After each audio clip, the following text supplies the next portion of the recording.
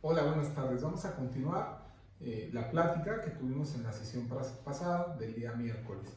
Como ustedes recordarán, establecimos que de acuerdo a lo que estableció el numeral 6 del Código Penal para el Estado de México, los elementos del delito era conducta típica, antijurídica, culpable y punible.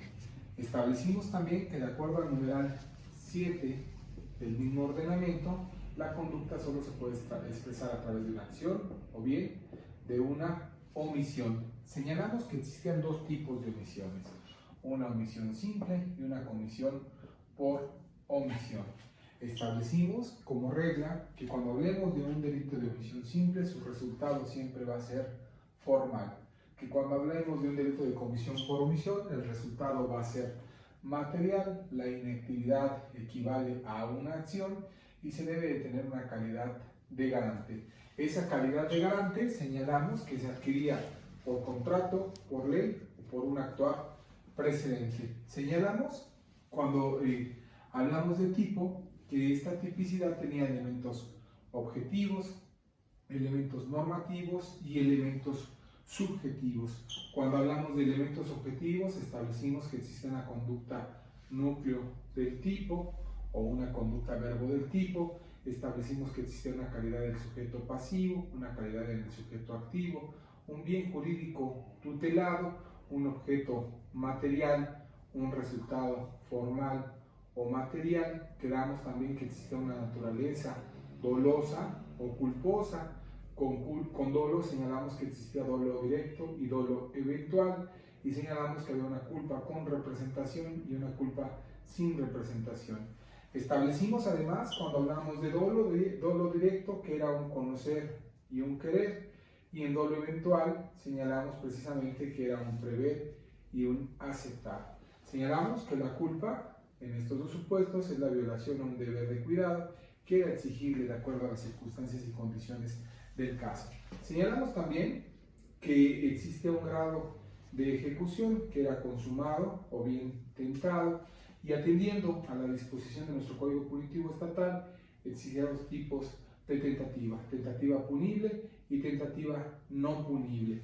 Señalamos que la tentativa punible era cuando se exteriorizaban todos los movimientos que habrían de producir ese resultado o todos los actos que habrían de producir ese resultado. También puede ser así señalado por el Código Punitivo Estatal, pero que por una conducta o una causa ajena a la voluntad del sujeto activo, este delito no se consumaba. Cuando dijimos que existía una tentativa no punible, era en razón de que el sujeto activo desistía eficazmente de la conducta que estaba desplegando, es decir, esos actos que habrían de producir ese resultado. Señalo solamente para recordar, esta tentativa la regula el artículo 10, esta cuestión del dolo y culpa la regula el artículo 8 en su fracción primera y en su fracción segunda. Señalamos que también hablábamos de los delitos de acuerdo a su realización y establecimos que de acuerdo al numeral 8 en la fracción primera, se corrige en la fracción tercera, en la fracción cuarta y en la fracción quinta, existían delitos instantáneos, delitos permanentes y delitos continuados. Señalamos que los instantáneos son aquellos que se consuman todos los elementos del tipo al momento de la realización de la conducta, a modo de ejemplo el apoderamiento, la cópula, la privación de la vida. Quedamos que existen delitos de carácter permanente, que son los que se prolongan por todo el tiempo.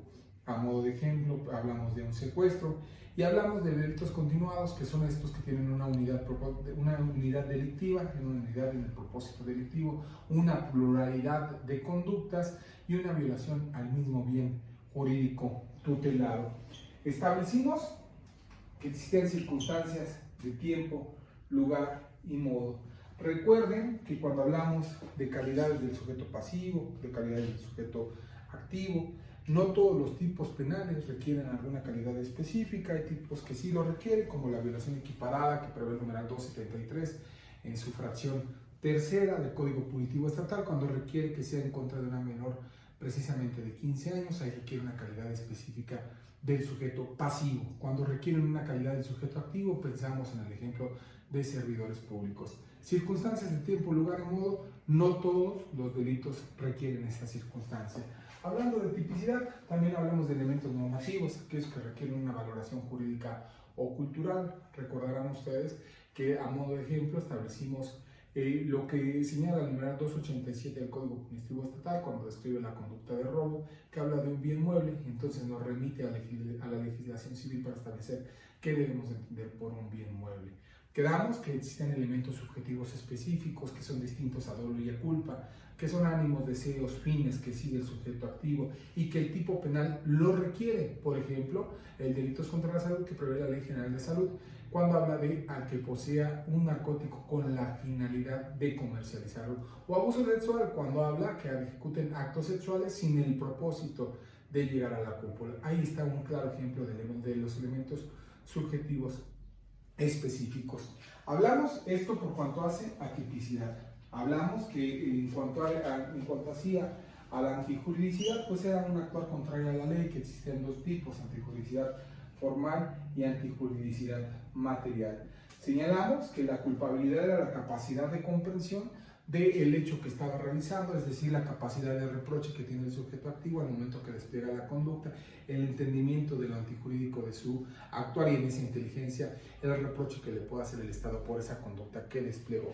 Y finalmente, la punibilidad, que era precisamente esa sanción, esa amenaza que establecen todos los tipos penales y que señalan precisamente el parámetro mediante el cual el Estado sancionará la conducta que está prohibiendo. Estos elementos positivos del hecho delictuoso se requieren acreditar precisamente para hablar de que se haya cometido un delito. Señalamos que estos aspectos positivos tenían a su vez aspectos negativos que precisamente en nuestra legislación penal las contempla en el artículo 15, y que estos aspectos negativos, de actualizarse alguno de ellos, pues traería como consecuencia pues la causa de exclusión de responsabilidad penal o excluyente del delito. Reitero, las regula el artículo 15.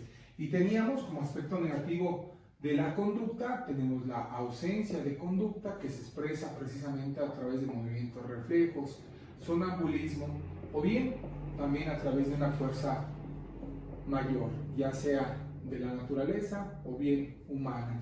Quedamos que como causas de atipicidad se establecía precisamente el consentimiento del titular del bien jurídico, que este consentimiento tendría que ser expreso o tácito, que no tendría que mediar medio de vicio de consentimiento alguno, esto es error, mala fe, violencia, y también quedamos que tiene que ser sobre bienes jurídicos disponibles. Señalamos que otra causa de atipicidad pues era precisamente un error de tipo. Recordarán que cuando hablamos de error de tipo señalamos que el error de tipo podría ser vencible o invencible y el tratamiento era diverso.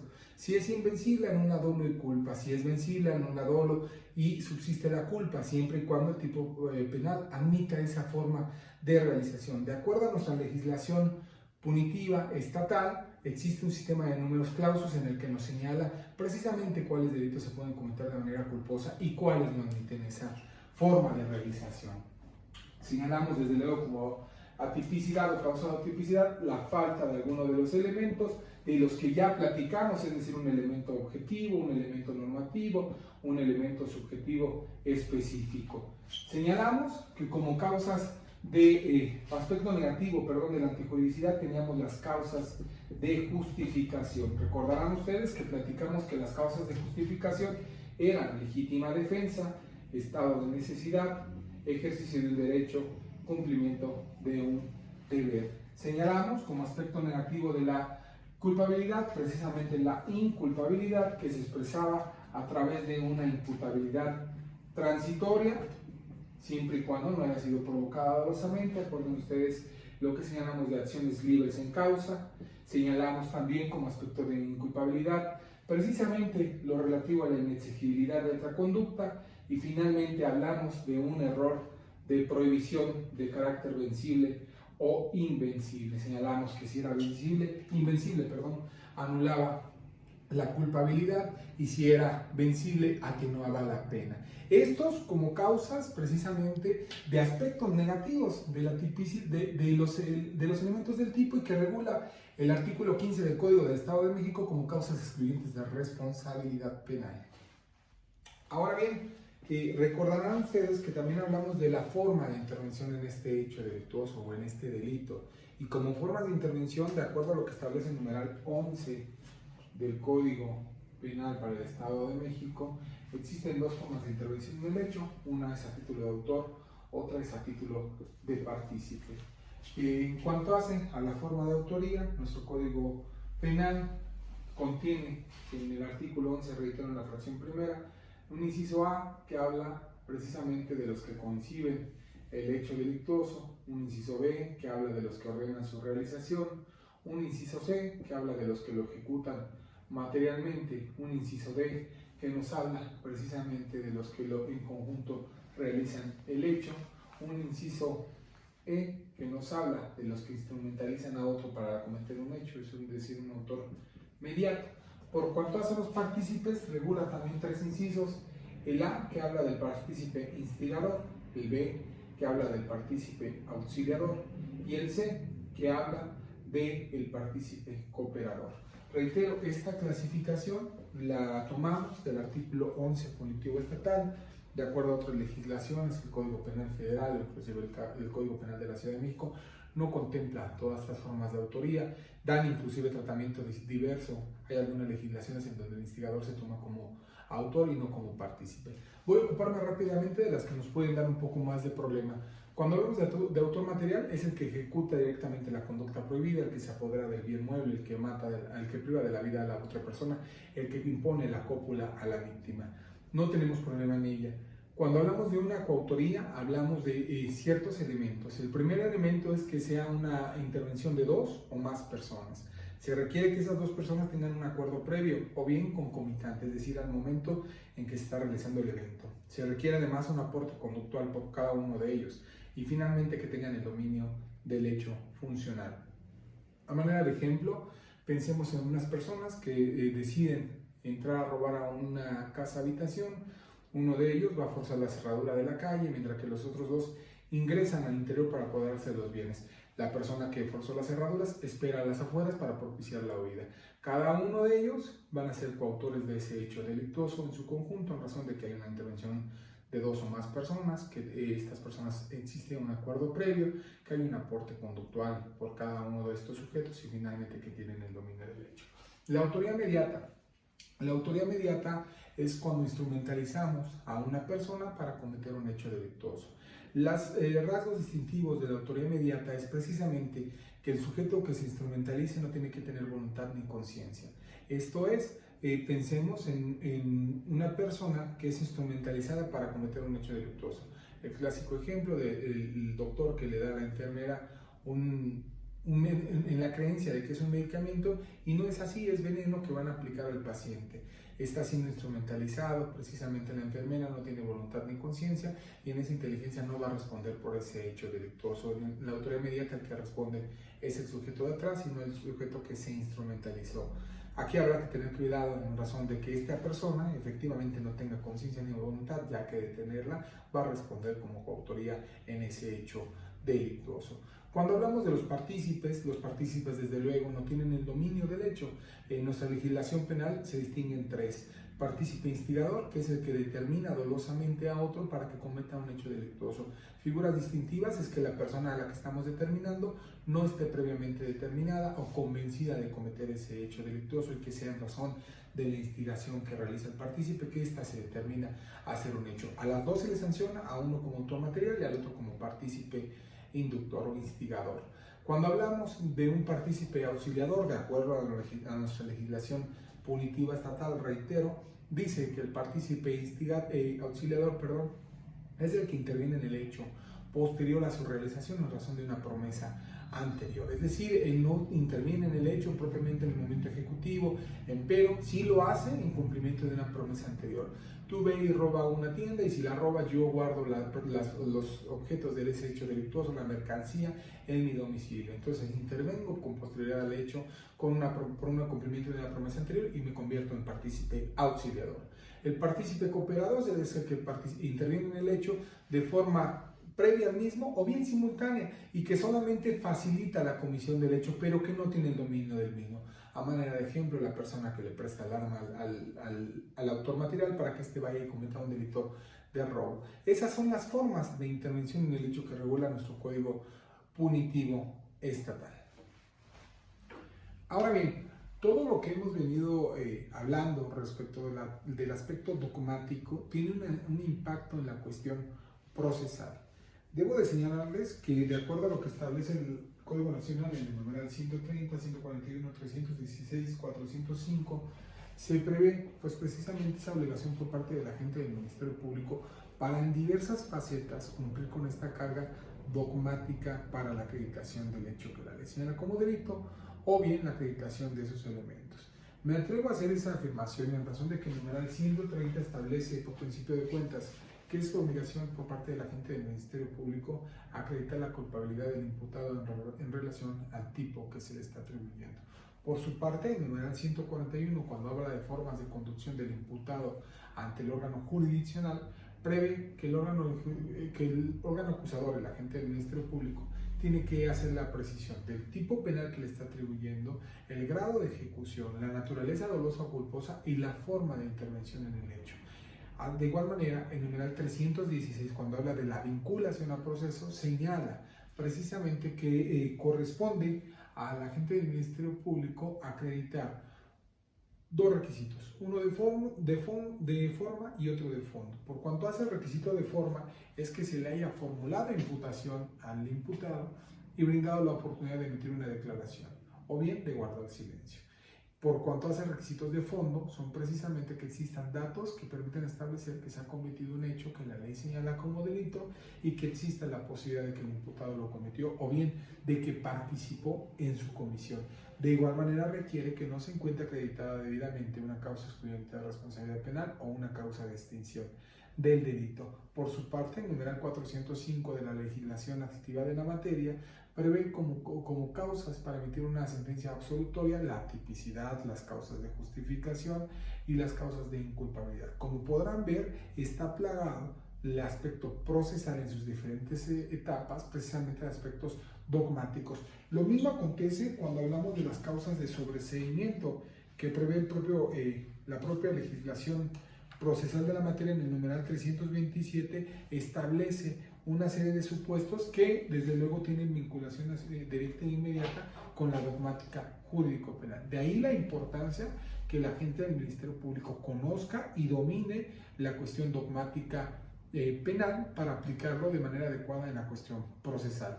Debo de hacer mención que esta obligación de acreditar este hecho delictuoso para la gente del Ministerio Público deviene del mandato constitucional del artículo 20, apartado A, en su fracción quinta, en donde establece precisamente que es el agente del Ministerio Público quien tiene esa carga probatoria.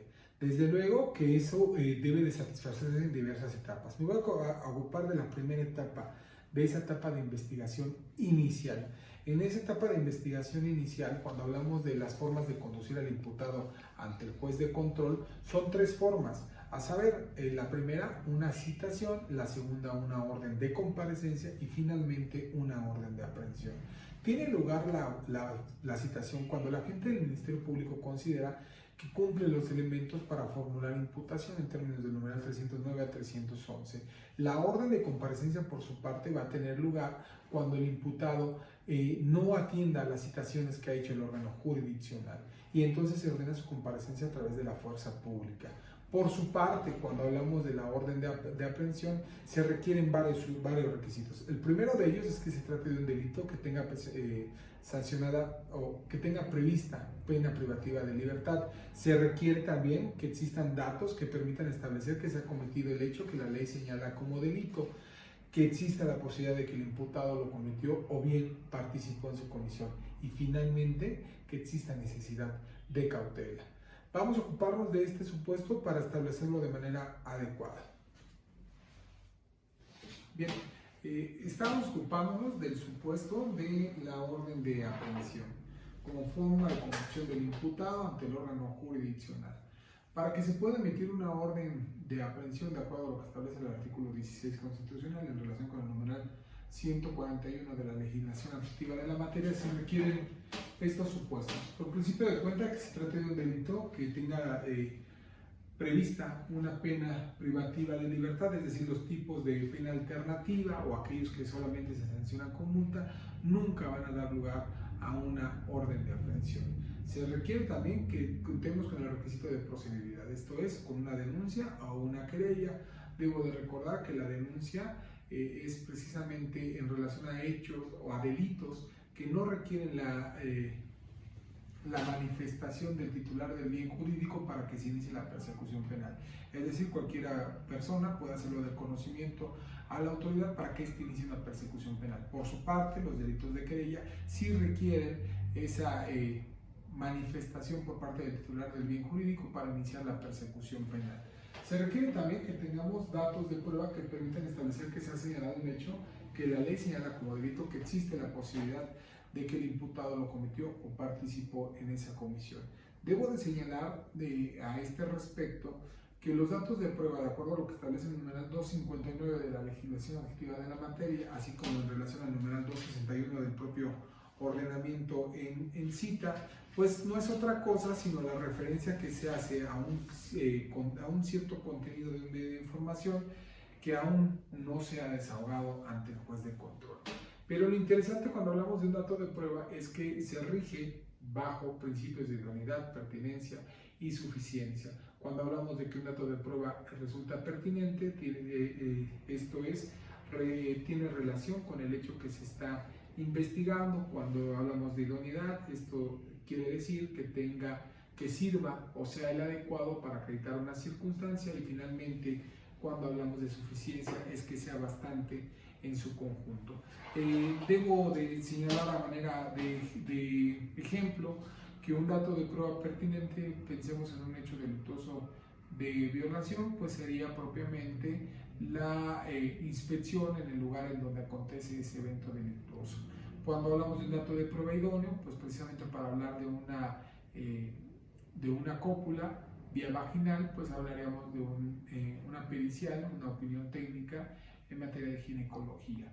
Y cuando hablamos de suficiencia sería cuando en su conjunto existen varios datos que nos permiten concluir unívocamente la actualización de ese hecho que la ley señala como delito. Ahora viene un punto interesante, que es precisamente qué debemos de entender por el hecho que la ley señala como delito. En nuestro Estado de México, el Código Procesal Estatal señalaba que el hecho que la ley señala como delito son precisamente la referencia a los elementos objetivos, subjetivos y normativos del tipo penal.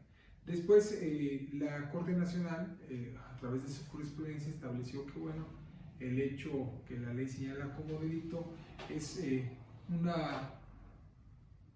una inferencia que se hace sobre los elementos de esa descripción, pero elementos meramente objetivos. No se requiere, inclusive de acuerdo a ese criterio, que se acredite dolo y culpa en ese estadio procesal. Debo de señalar que a criterio de la voz es complicado no hacer referencia a los elementos de una descripción típica. Más bien, no podemos hacer la referencia a una descripción típica sin referirnos necesariamente a esos elementos. Es decir, yo no encuentro una manera en la que podamos hablar de que se cometió un delito de robo sin hacer referencia a los elementos que integran esta descripción típica, es decir, el apoderamiento de un bien que es mueble, que es un bien ajeno, que ese apoderamiento es sin derecho y consentimiento de quien pueda disponer de él. Lo mismo pasa en cualquier hecho delictuoso que me pregunten. No puedo explicar de otra manera el delito de homicidio sin hacer referencia a los elementos propios de su descripción, como son el privar de la vida a otra persona. Bien, debo de señalar que estos elementos este hecho que la ley señala como delito en criterio de su servidor, pues no es otra cosa que la tipicidad, es decir, la referencia en todos los elementos objetivos, normativos y subjetivos. Ellos en la inteligencia, debo de señalar y reiterar que es el propio numeral 141 quien te dice, tendrás que señalar qué hecho o qué delito le estás atribuyendo. Ello implica todos los elementos que estás atribuyendo. Implica también que haga referencia precisamente al grado de ejecución, si fue consumado o si fue tentado. Te señala y te requiere que señales la naturaleza, dolosa o culposa. Recordemos que esa cuestión de dolosa o culposa, aun y cuando se pudiera pensar que solo tiene aspectos o impacto al momento de poner la pena, no es así, pues tiene un tratamiento procesal. Si es un delito doloso o un delito culposo, pues va a inclusive impactar, pensemos, en la posibilidad de obtener una medida cautelar diversa o inclusive de optar por una forma de determinación alternativa, como pudiera ser a un acuerdo reparatorio que procede sobre los delitos culposos. Entonces, de ahí el impacto que tenga que precisarse de manera adecuada, incluso desde la orden de aprehensión. Debo de señalar también que se requiere que existan datos que permitan establecer que el imputado comete ese hecho o que interviene en el mismo, o la forma de intervención en el mismo, que no es otra cosa que la autoría y participación. Es decir, tenemos que precisar como agente del Ministerio Público desde la petición de la orden de aprehensión la forma en la que interviene en términos del artículo 11 en su fracción primera o segunda. Ahora bien, existe otro apartado que es igualmente importante cuando hablamos de orden de aprehensión, y esta es la necesidad de cautela. Aquí se ha debatido demasiado en relación a si esa necesidad de cautela va vinculada o no precisamente con los supuestos para establecer un delito de prisión preventiva de carácter oficioso. Es decir, si el supuesto que actualiza la necesidad de cautela es que el hecho delictuoso que se está atribuyendo sea alguno de los que prevé el numeral 167 del Código Nacional de Procedimientos Penales o 19 constitucional, es decir, de los que ameritan prisión preventiva de carácter oficioso. Debo de señalar que si bien de un primer acercamiento pudiéramos concluir eso, es decir, todos los delitos que ameritan prisión preventiva de carácter oficiosa, existe necesidad de cautela, lo cierto es que también implica o puede actualizarse la necesidad de cautela aunque el delito no tenga una prisión preventiva de carácter oficiosa. Esto es, si se actualiza alguno de los supuestos que prevé el numeral 168, 169 o 170 de la legislación adjetiva de la materia, pues habrá lugar a una necesidad de cautela. Es decir, si la libertad del imputado implica un peligro de sustracción, si implica un peligro al desarrollo de la investigación o bien un riesgo para la víctima u ofendido, y entonces se le pudiera ver comprometida la comparecencia del imputado ante el órgano jurisdiccional al ser sabedor de esos riesgos, pues bueno, ello justifica la necesidad de cautela y entonces habría lugar precisamente a emitir una orden de aprehensión.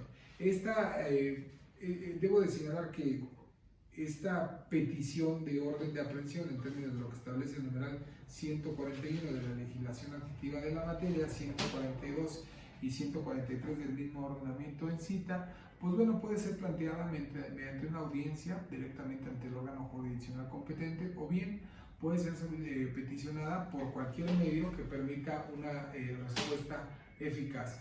El órgano jurisdiccional tiene solamente 24 horas a partir de que fue planteada la petición por parte de la agente del Ministerio Público para resolver esa situación. Debo de señalar que esa petición, reitero, puede ser planteada por cualquier medio. En el Estado de México se hace ese planteamiento por parte de la agente del Ministerio Público a través de los jueces especializados de órdenes de aprehensión y cateos en línea o bien directamente mediante generar una audiencia de control. Debo hacer la acotación que el numeral 141, precisamente en su párrafo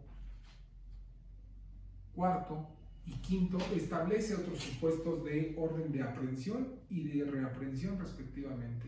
Y quiero señalar que son supuestos distintos, es decir, tenemos la figura de orden de aprehensión como forma de conducción del imputado al juicio y tenemos otra figura de reaprehensión por consecuencias procesales, es decir, el imputado se le impuso una medida cautelar y no obedece esa medida cautelar y entonces da lugar precisamente a que se eleve una orden de aprehensión, o bien se escapa del lugar en donde se encontraba precisamente interno del centro carcelario y entonces también da lugar a una orden de reaprehensión. Lo mismo pasará si el imputado queda a disposición de una autoridad diversa en el extranjero y entonces cuando se resuelva la situación jurídica de él en ese país puede ordenarse su reaprehensión para continuar con el proceso que se tenía adecuado en el Estado de México.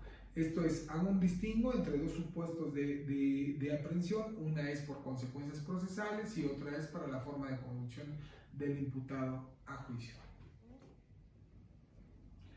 Bien, ahora respecto de la vinculación al proceso, como ya lo habíamos venido adelantando, existen dos requisitos, de fondo y de forma. Vamos a ocuparnos de los segundos, que son los requisitos de fondo. Estos requisitos de fondo son que existan datos que permitan establecer que se comete un hecho que la ley señala como delito que exista la posibilidad de que el imputado lo cometió o participó en su comisión. Cierto es que el numeral 316 señala que esa posibilidad de emitir una vinculación al proceso es solo cuando se acrediten datos que permitan establecer esos dos extremos y que ellos justifiquen un indicio razonable que así lo permita suponer.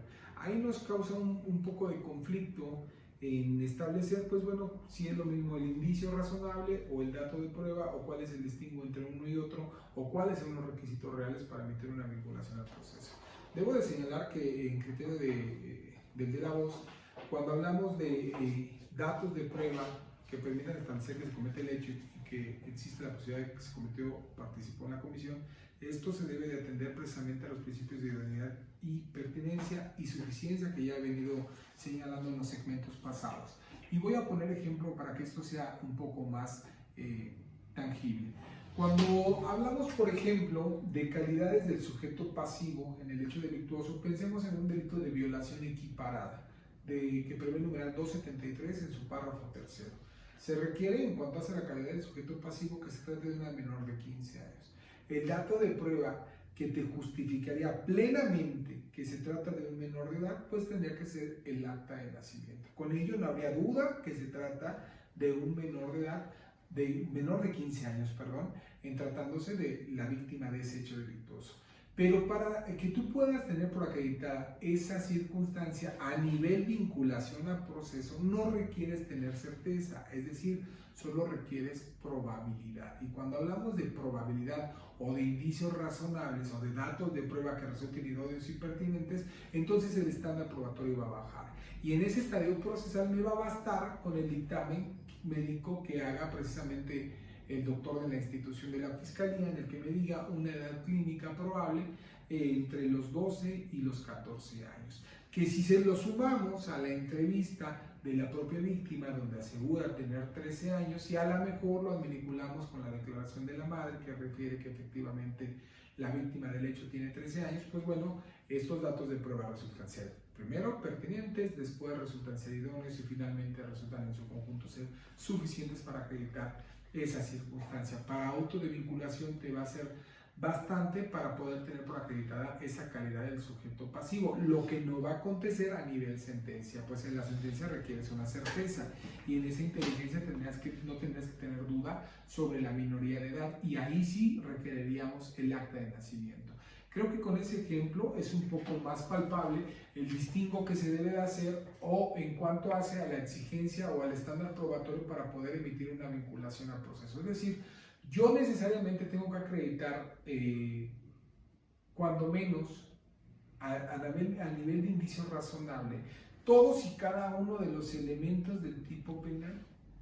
Pues si no los tenemos por acreditados, pues caeríamos en el absurdo inclusive de emitir vinculaciones al proceso donde ni siquiera se encuentra acreditada. Pensemos, por ejemplo, en un delito contra la salud, donde vamos a vincular a una persona sin tener ni siquiera el dato de prueba idóneo, como sería un dictamen en química para que me establezca que se trata efectivamente de la sustancia asegurada de clorhidrato de cocaína, y entonces vas a dictar un auto de vinculación al proceso sin tener esa figura procesal. Ello lo señalo, si quieren ustedes, un poco sarcásticamente, en razón de que se ha discutido que no se deben de hacer referencia a los elementos del tipo. Pues bueno, yo considero que a este nivel procesal se deben de hacer referencia a los elementos del tipo, pues de otra manera no pudiéramos acreditar el hecho que le estamos atribuyendo al imputado, y más aún, el propio imputado no tendría la oportunidad de ejercer actos de defensa si no le referimos pues precisamente cómo es que acreditamos la conducta que él desplegó. En esa inteligencia, reitero, cuando hablemos de auto de vinculación al proceso, vamos a requerir de datos de prueba. Esos datos de prueba necesariamente tendrán que ser idóneos, pertinentes y en su conjunto suficientes para acreditar elementos del tipo objetivos, normativos y subjetivos. Tendríamos que hablar, desde luego, si esos datos de prueba me permiten establecer que se cometió un hecho que la ley señala como delito y que no es otra conducta, no es otra cosa, sino precisamente que se desplegó una conducta, que esa conducta fue de acción o de omisión en términos del artículo 7 que esa conducta fue de naturaleza dolosa o culposa en términos del artículo 8 en su fracción primera y segunda, que ese delito fue de consumación instantánea, permanente o continuada en términos del 8 en su fracción tercera, cuarta y quinta, que ese delito se consumó o se quedó en grado de tentativa punible en términos del artículo 10. También tenemos que señalar, pues bueno, que ese delito es típico en términos del artículo 15 en su fracción segunda, y que es típico porque se acreditaron los elementos objetivos, normativos objetivos, como elementos objetivos, calidad del sujeto pasivo, calidad del sujeto activo, verbo núcleo del tipo, bien jurídico que se tutela, objeto material, tipo de resultado formal o material. También tendríamos que hablar de naturaleza del hecho delictuoso, doloso, culposo, circunstancias de tiempo, lugar, modo de ejecución. Tendríamos que hablar de nexo de causalidad o nexo de atribuibilidad. Y entonces ahí es cuando ustedes pueden esbozar que precisamente para una vinculación al proceso se requiere la dogmática jurídico-penal. Cuando hablamos del diverso requisito precisamente de la forma de intervención, pues le vamos a señalar de manera puntual al imputado, si se trata de un autor o bien de un partícipe, para que ejerza actos de defensa. En esa inteligencia, compañeros, es evidente que para emitir una vinculación a proceso requerimos hacer un estudio dogmático y acreditar, sí, en un estándar menor, pero desde luego que todos y cada uno de los elementos que integran la descripción típica.